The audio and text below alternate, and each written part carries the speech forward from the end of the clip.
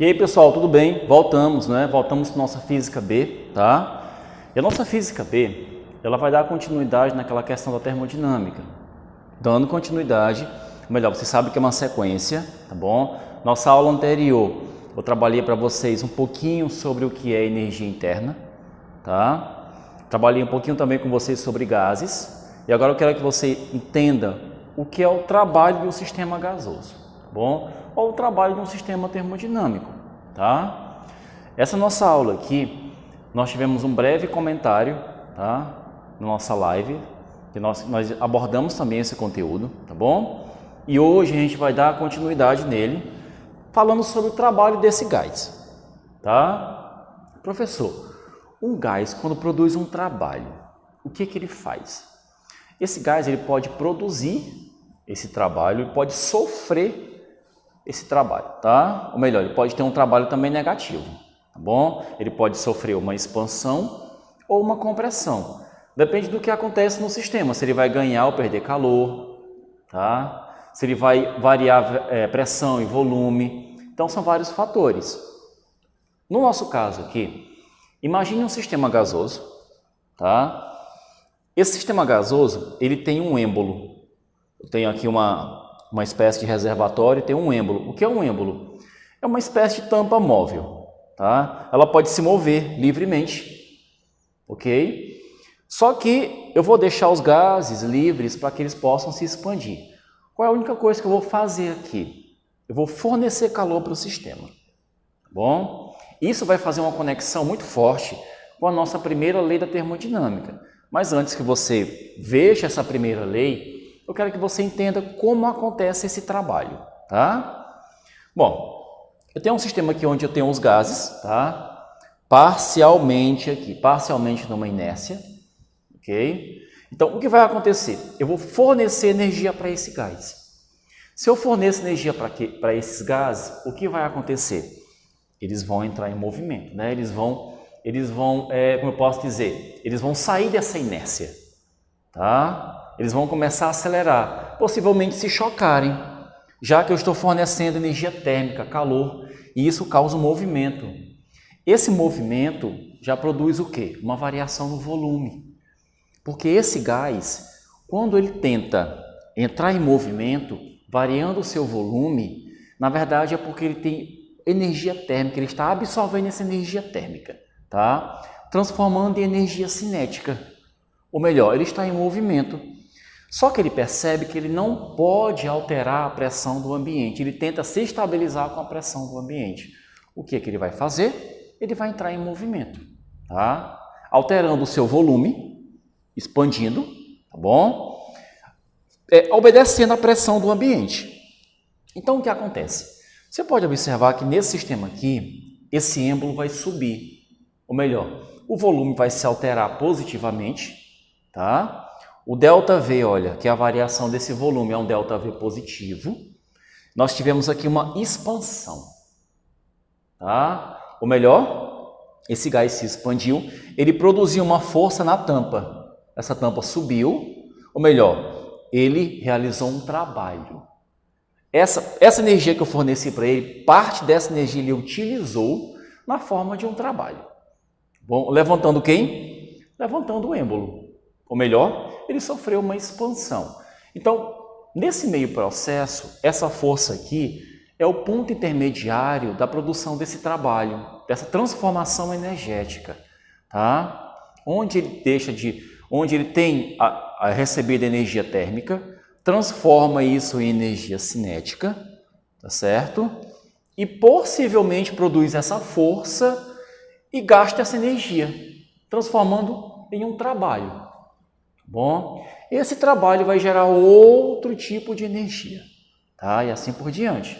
É assim que acontecem os processos energéticos quando você faz a transformação da energia térmica para a mecânica, tá? Então aqui nós temos uma pressão constante. Essa pressão aqui ela vai ser constante porque o gás vai manter essa pressão, só que variando esse volume. Ou melhor, ele vai variar esse volume aqui positivamente, lógico, nessa expansão, bom? Então, se você analisar aqui os outros dados, nós temos aqui essa expansão, tá? Você pode observar que o volume aqui vai variar, tá bom? Bom, e nós temos um segundo caso, uma segunda situação, que é a compressão. Se esse gás aqui ele sofre uma compressão, já é diferente. O que vai acontecer?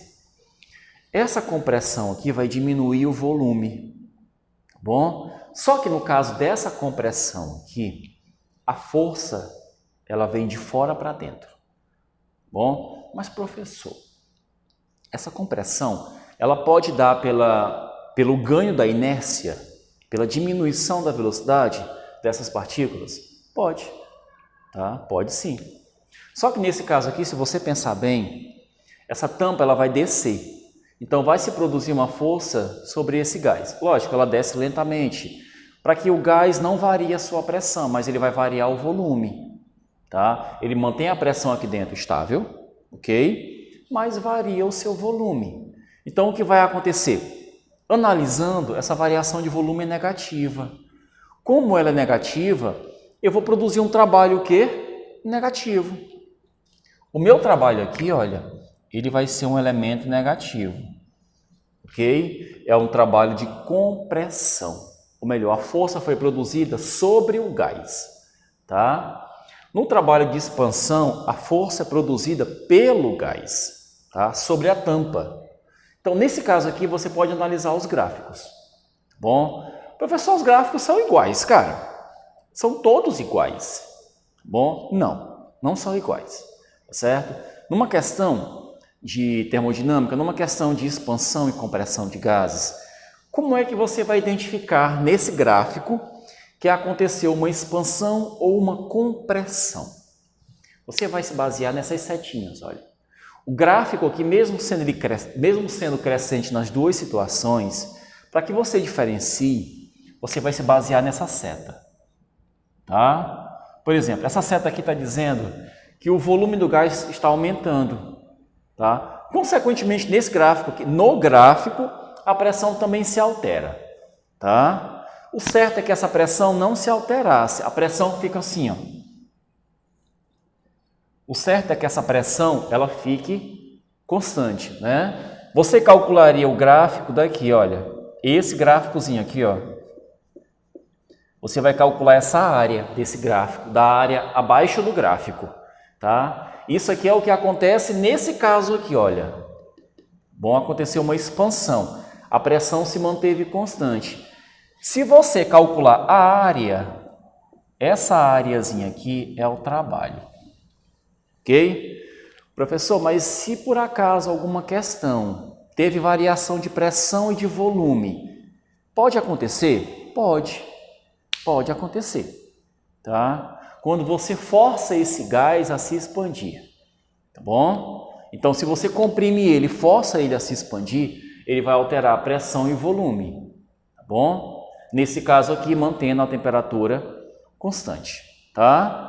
Então, se você der uma olhadinha aqui, ele alterando a pressão e o volume, o que vai acontecer? Você vai levar em consideração não só essa areazinha menor, que é esse quadrado, você vai levar em consideração toda a área, tá? Toda a área.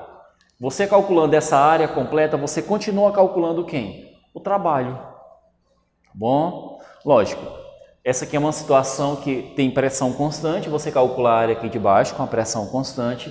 Se por acaso a pressão variar, você calcula a área que fica abaixo do gráfico, no caso inclinado, olha. Toda essa área, tá bom? Você pode observar que o trabalho vai ser maior. Se eu tiver uma variação de pressão também, eu também tenho um trabalho maior. Você pode observar que eu tenho um triângulo aqui a mais, olha. Tá? Eu tenho um trabalho bem maior, porque eu estou variando tanto a pressão quanto o volume. Professor, e nesse caso aqui, o que acontece nesse caso?